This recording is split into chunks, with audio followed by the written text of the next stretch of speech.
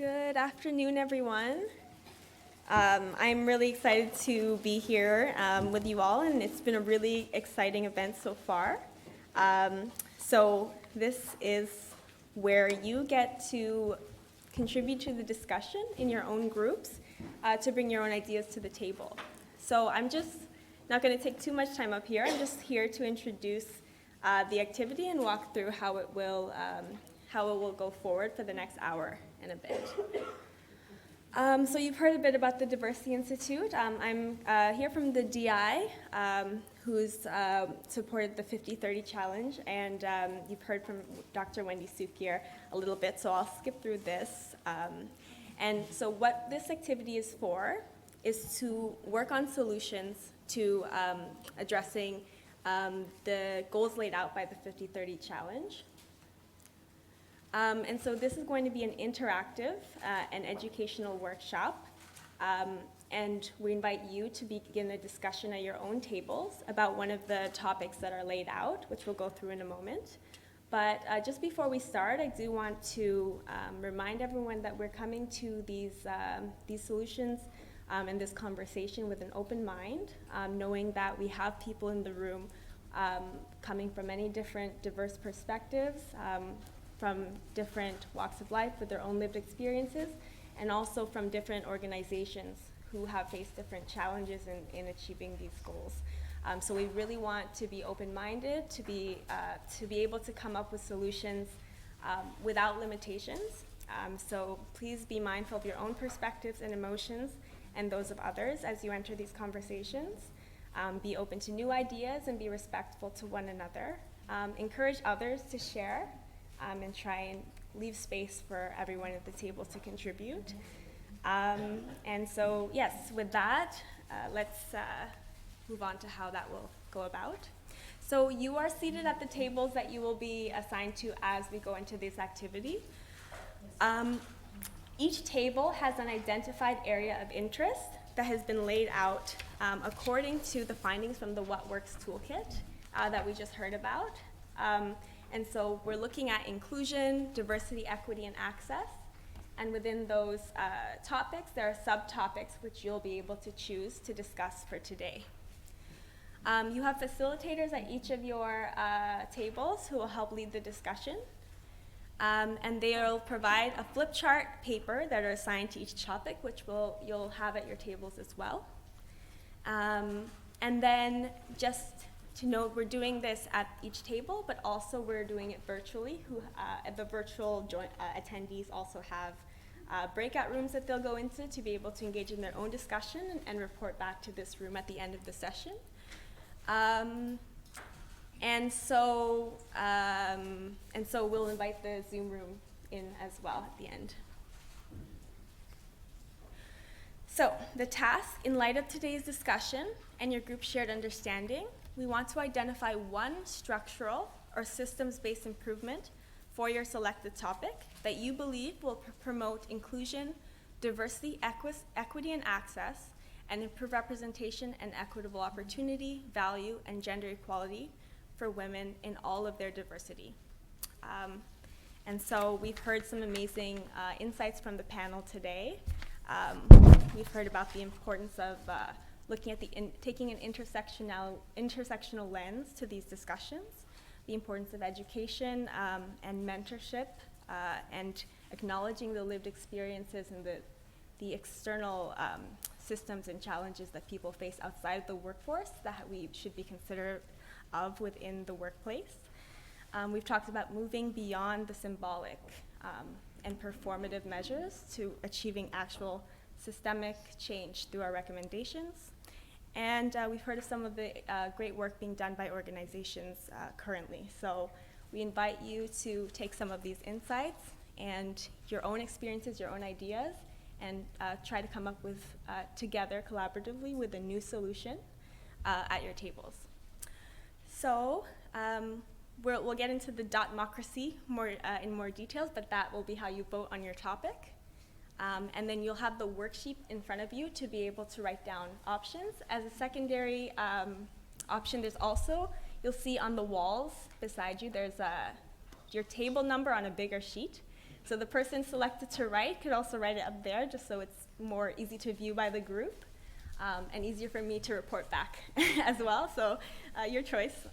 So just to review briefly what we mean by the discussion, what the options are for the discussion topics. Starting now, I think we can begin, your groups can begin to follow along to pull up that sheet. So you will see, and then you'll have time to, I'll give you 3 minutes after this to start it, but just so you can follow along.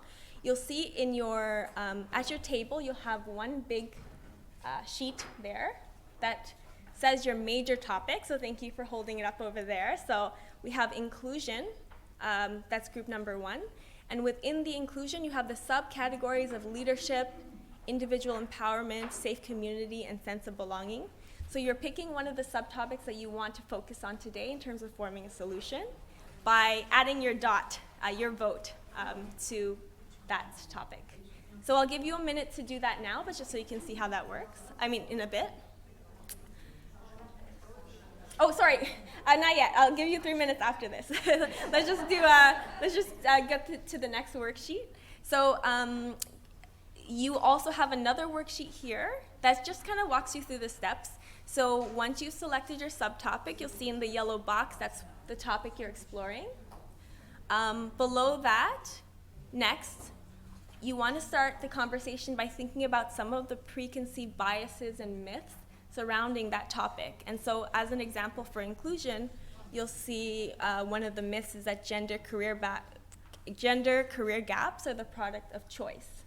So if you're finding that that is one of the common myths that your table is experiencing and wants to discuss, then there is a good point to begin your discussion on how to provide a structural solution to the issue of gender gaps, gender career gaps. The next step, after you've talked about the myths, you've moved on to your single structural systemic solution, is to create a priority list. So the first things first. So now that you have your systemic solution, how are you going to practically be able to implement? Like, what actions can be taken practically to begin approaching this solution? So those are the 3 steps, the myths, the solution, and then the steps to achieving those solutions. And then write those on your sheet, and then at the end on the paper on your wall. Instructions are on the sheet as well. So just want to say hi to the facilitators. So on table 1, we have Norma and Shahina. And I think Shahina as well. There we go. And then table 2, we have Marlene and Angie. We have Linda and Kathy, Chantal and Toby, and then Marie, Chantal at the French Francophone table. Hello. And then to mention the Zoom room, in the Zoom room virtually, we have Nancy, PK, and Aaron, who are facilitating there. So hello, Zoom room. So these are your assigned tables, and you were going by that topic. So I think now is a good time to break off. We'll do that 3 minutes. We'll give you 3 minutes to decide on your topic using this democracy priority.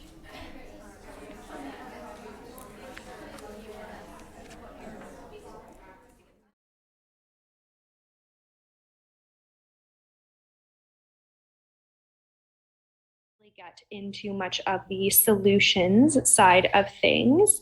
I think a lot of conversations really kind of centered around kind of community and what building equitable community and spaces look like. And that was kind of a uniform observation across the 4 topic areas.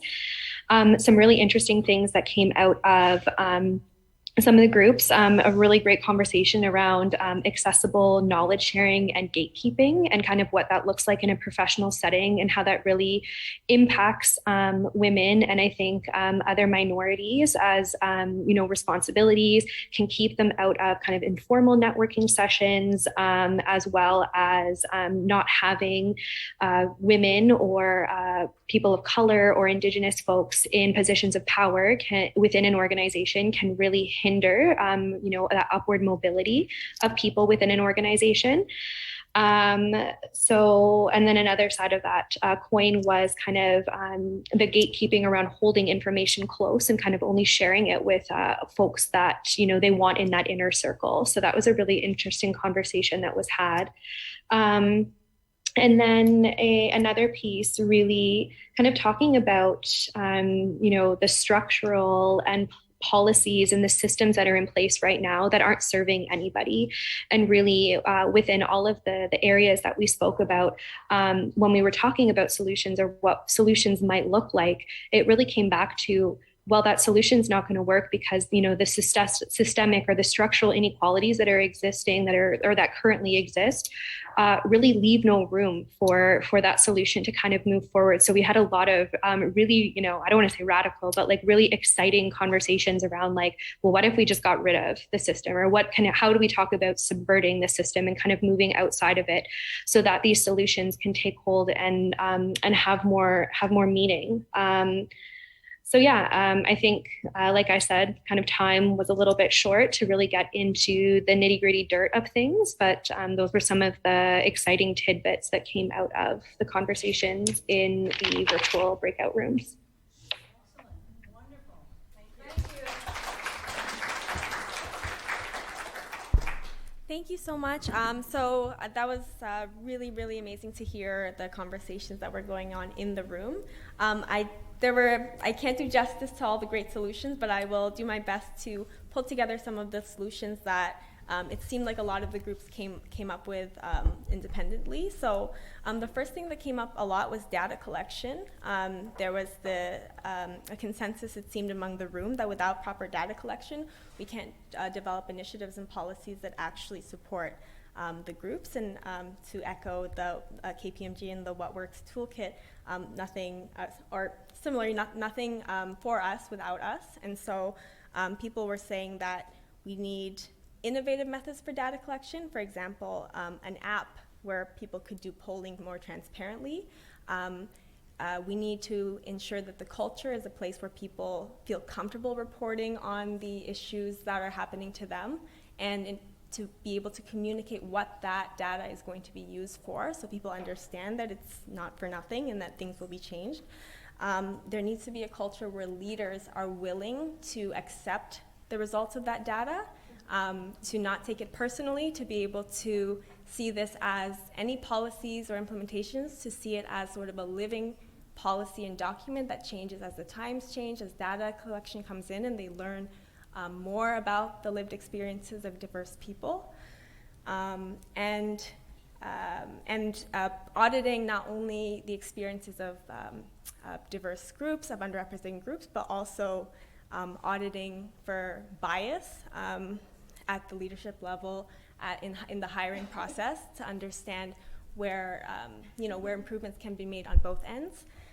And then tying that into leadership, a lot of people talked about leaders, about the importance of leaders to be to understand how they can influence the culture, how important their perspectives are in doing this trickle-down effect, but also their willingness to support bottom-up approaches where solutions are made from the bottom and moving upwards.